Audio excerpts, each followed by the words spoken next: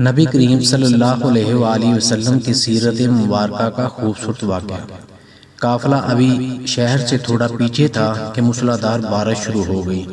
اونٹوں پر لدا ہوا سامان تجارت جو کہ کھجوروں اور اناج پر مشتمل تھا بھیگنے لگا۔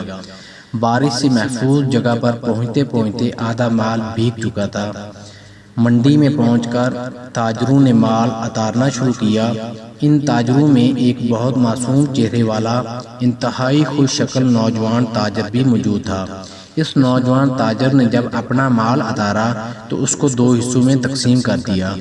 خشک کھجوریں اور خشک اناج ایک طرف رکھ دیا اور بھیگی کھجوریں اور اناج علیحدہ کر کے رکھ دیا۔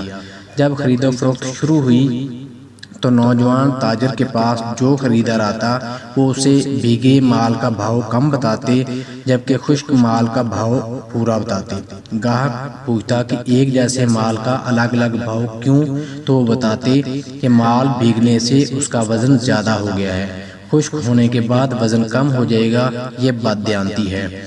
لوگوں کے لیے یہ نئی بات تھی۔